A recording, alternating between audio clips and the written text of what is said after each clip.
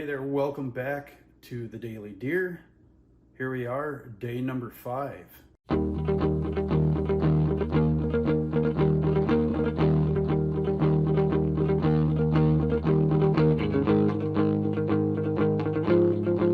of the day is by Aldo Leopold. Conservation is a state of harmony between men and land. What's that got to do with today's topic? And by the way, today's topic, we're talking trail camera tune-up. Tuning them up, getting them set up for this time of year, running them in cold weather. Your cameras are more than just tools. They're a modern way of harmonizing with the land. They allow you to get eyes on what deer survived and how they're using the landscape in the kind of environments we're in right now. So we're in January, it's cold, food sources have dwindled down, so it kind of stacks the deck in our favor as hunters a little bit, but it's still nice to know if what we think is a good food source is actually worth hunting or not. Your cameras need to be reliable, and putting them in the right place is the other thing you need to do. So my tip on reliability is one, make sure you have good formatted SD cards. By this time of year, you know that all your cards are working most of the time, but if you got some that are questionable, toss them out, get new ones. Make sure they're the right ones, format them for the camera that they're going in. The big thing by far is the power source. Alkaline batteries usually don't cut the mustard this time of year. You might get a few days out of them, especially now that we're going to be dipping into below zero weather. I go away from alkalines simply because they have liquid in them. They will freeze, they will burst, and they will damage the inside of your camera.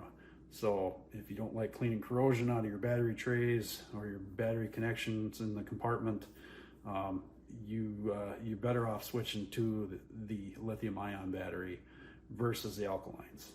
No problem with running them in summer. You don't have to worry about them freezing and bursting. Go to lithium-ion batteries, spend the money. It'll be worth it. They last longer in the cold. You don't have to worry about them bursting, and they keep the camera pretty darn reliable. I think where it's even more important is an SD camera versus a cellular camera. Cellular cameras use more juice because they're transmitting information to the app on your cell phone. These guys just keep clicking along, and if you're running them just in picture mode, they won't use a whole lot of battery. In fact, you might come back in March if you're putting them out right now, and they might still be clicking away and taking pictures if you switch to a lithium-ion battery. I go with some cheaper ones.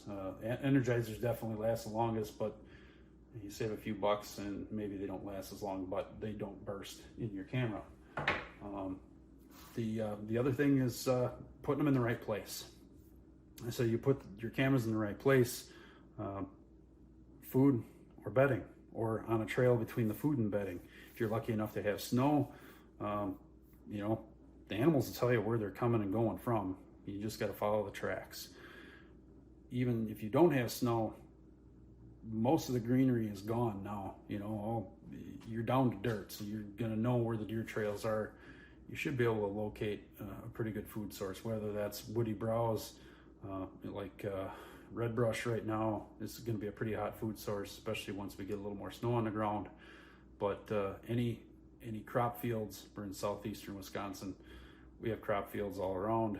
So the deer will come to the crop fields that have the best food on them, whether that's an unpicked cornfield or a farmer leaves some food around for the deer, or they don't plow it under. The deer will come to that food source and feed. So putting your cameras in the right place and putting good power sources with them is key to success with those. The takeaway from this, harmony comes from preparation, putting the right power source in, putting them in the right place. You got to keep your tools sharp, and the woods will really tell you what you need to know. Thanks for checking this series out. We'll catch you on the next one.